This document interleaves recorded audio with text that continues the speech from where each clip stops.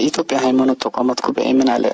አንዳንድ የኦርቶዶክስ ክርስትና አማኝ ነን የሚሉ ግለሰቦች የእስልምናን ሃይማኖት ነቢይ በሆኑት ነቢዩ መሐመድ ላይ ድፍረት የተሞላ ክብርና ጽያፍ ንግግር ሲያደርጉ ታይተዋል። ይህም ሙስሊሞቹን ወገን ብቻ ሳይሆን ሰላም የወደዱን ወገን ሁሉ አሳዝኗል። ጉባኤዎችንም ይህ አይነቱ ስነ ምግባራዊ እና ህገወጥ ተግባር የትኛውም ሃይማኖታዊ ተቋም የማይወክል ይልቁንም የሚወግዝ ተግባር መሆኑን መግለጽ ይወዳል ብለዋል።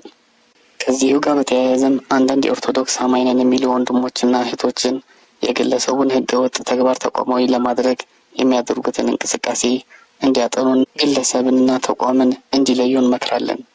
በአንጻሩ አንዳንዱ ሙስሊም ነን የሚሉ ግለሰቦች ተደፍረን በሚል ስሜት የክርስትናን አስተምህሮንና የኢየሱስ ክርስቶስን ክብር የሚነቅፍና የሚያጠለሽ መላውን የክርስቲያን በሚያዋርድ መልኩ ምላሽ ሲሰጡና ድርጊቱ በፈጸመው ግለሰብ ላይ የደቦ ፍርድ ሲያስተላልፉ ይታያሉ።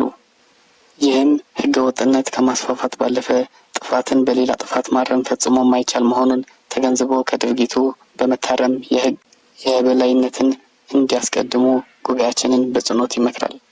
በየትኛውም አካል የተፈጸሙትና የሚፈጸሙት ይህን መሰል ህገወጥ ተግባራት በሁሉም ሃይማኖቶች አስተምህሮ ተቀባይነት የሌላቸው ብቻ ሳይሆን የሚወግዙ ተግባራት መሆናቸውን የጉባኤያችንን እያስገነዘበ ድርጊቱ በወንጀል የሚያስጠይቅ ስለመሆኑም ለማስታወስ ይወዳል።